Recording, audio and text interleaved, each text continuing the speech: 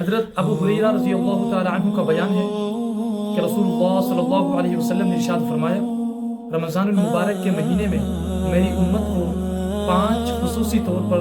Especially خصوصیات سے نوازا گیا ہے اور انعامات سے نوازا گیا ہے۔ ایسی انعامات اور ایسی نوازشات، ایسی خصوصیات جو گزشتہ اقوام کو اور جو پہلی امتوں کو عطا نہیں ہوئی، نصیب نہیں ہوئی۔ نمبر 1، اللہ رب العزت کے یہاں روزے دار کے منہ کی بو، روزے دار کے منہ سے آنے والی بو مشک سے بھی زیادہ پسندیدہ ہے۔ اللہ رب العزت کا کرم دیکھیے کہ روزے دار کا معدہ خالی ہونے کی وجہ سے اس سے جو ایک بو اٹھتی ہے، اللہ کریم کو وہ مشک سے بھی زیادہ پسندیدہ ہے۔ قیامت کے دن اللہ رب العزت اس بو کے بدلے میں ایسی خوشبو عطا فرمائیں گے کہ جو مشک سے زیادہ عمدہ اور دماغ کو فرحت بخشنے والی ہوگی۔ لیکن واضح رہے، روزے دار کے منہ کی بو سے مراد دانتوں اور مسوڑوں سے آنے والی بدبو مراد نہیں، بلکہ یہ معدے کے خالی ہونے کی وجہ سے جو بو پیدا ہوتی ہے وہ یہاں مراد ہے۔ بعض لوگ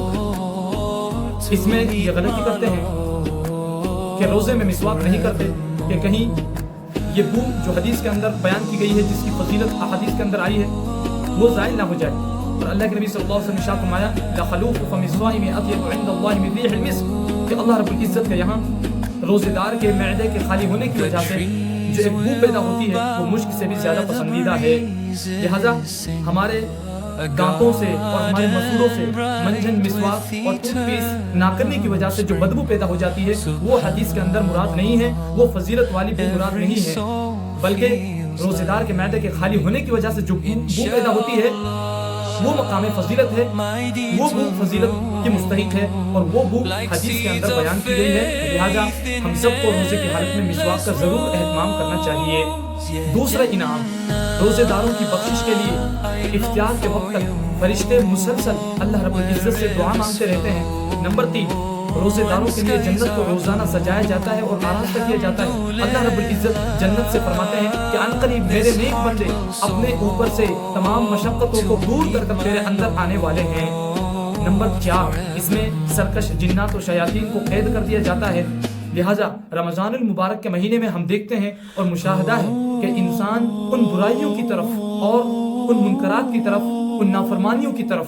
نہیں جاتا رمضان المبارک کے مہینے میں، کہ جن کو وہ رمضان کے علاوہ دوسرے مہینوں میں انجام دے سکتا ہے۔ جن گناہوں کو، جن نافرمانیوں کو اور جن منکرات کو وہ رمضان المبارک کے علاوہ دوسرے مہینوں میں انجام دے سکتا ہے اور ان میں مبتلا ہو سکتا ہے، رمضان المبارک کے مہینے میں اللہ رب العزت کی طرف سے خصوصی طور پر امت کے مؤمنین کو اور مسلمین کو، روزے داروں کو محفوظ رکھا جاتا ہے۔ نمبر 5، رمضان کی آخری رات میں روزے داروں کی مغفرت کا فیصلہ کیا جاتا ہے، روزے داروں کی بخشش کا فیصلہ کیا جاتا ہے۔ صحابہ کرام رضوان اللہ تعالی علیہم اجمعین نے عرض کیا اور پوچھا سوالی انداز میں، یا رسول اللہ، یہ مغفرت والی رات تو شاید شب قدر کی رات ہوگی؟ تو رسول اللہ صلی اللہ علیہ وسلم نے جواب میں ارشاد فرمایا کہ نہیں، بلکہ دنیا کا دستور یہی ہے کہ مزدور کو کام کے ختم ہونے کے وقت اس کی مزدوری پوری دے دی جائے۔ اللہ تعالیٰ ہم سب کو رمضان مبارک کی قدردانی کی توفیق عطا فرماوے اور رمضان مبارک کے امور کو کما حق ادا کرنے کی توفیق عطا فرماوے۔